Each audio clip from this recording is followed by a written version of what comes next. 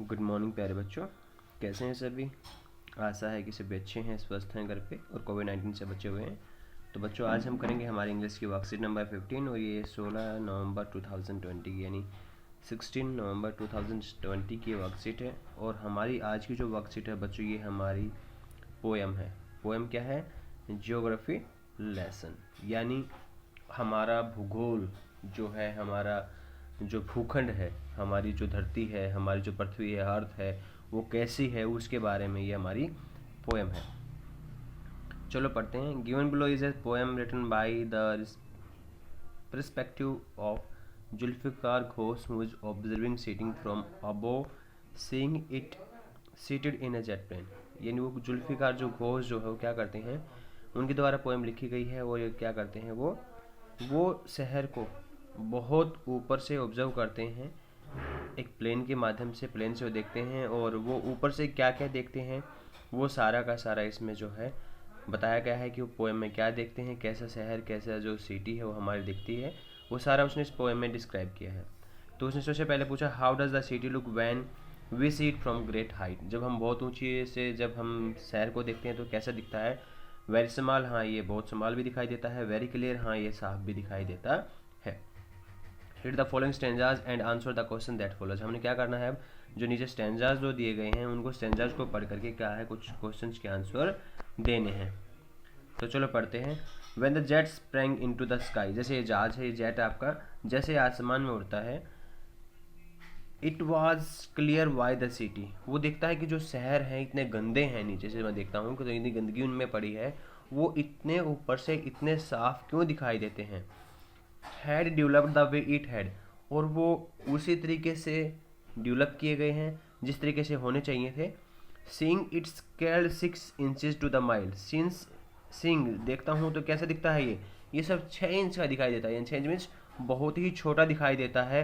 To the miles, इतनी ऊपर से इतनी ऊंचाई से, यानी जितनी ऊंचाई से मैं शहर को देखता हूँ काफ़ी साफ दिखाई देता है मुझे, बहुत छोटा दिखाई देता है जितनी ऊंचाई से मैं देखता हूँ।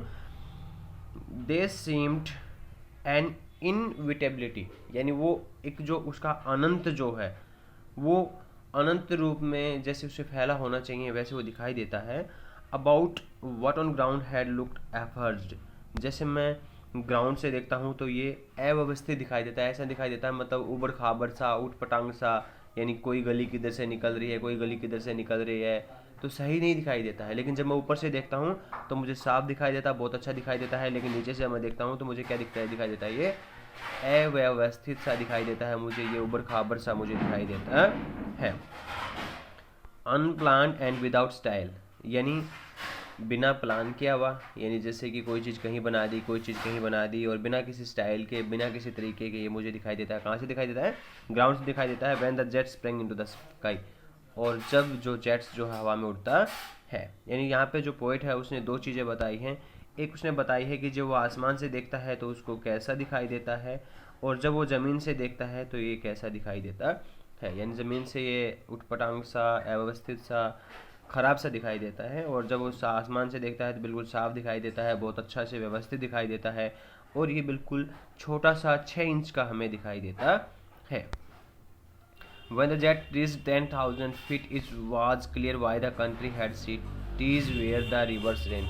कहता है कि जब जो जेट है कितने पे और ज़्यादा उठता है, यानी कितना, लगभग 10,000 फीट ऊपर ऊंचा उठता है।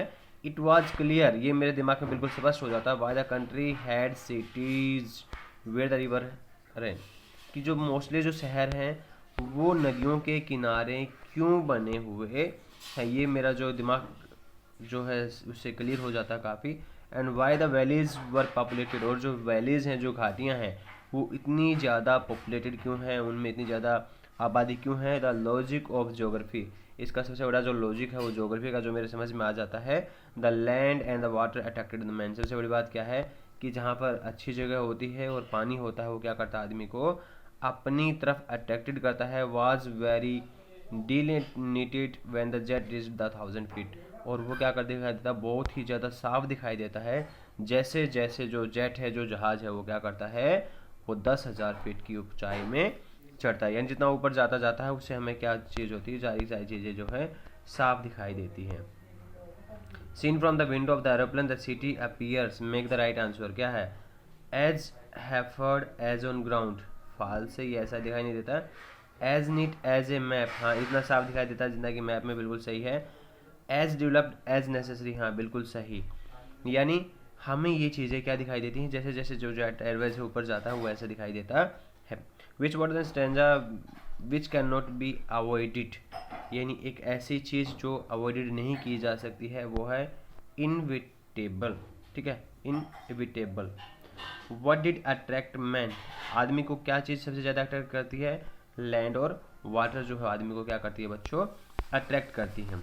From a certain height mile got reduce to inches, कितने? 6 inches. What was clear when the jet reached 10,000 feet? It was clear why the man, जो वैलीज हैं वो क्यों साफ़ हैं, कितनी ज़्यादा साफ़ हैं।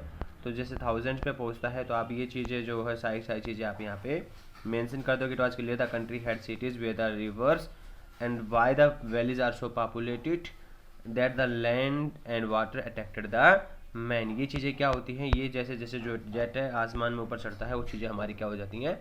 क्लियर हो जाती हैं। तो होप सब बच्चों आज की वीडियो आपको काफ़ी अच्छी लगी होगी, पोएम आपको समझ में आई होगी।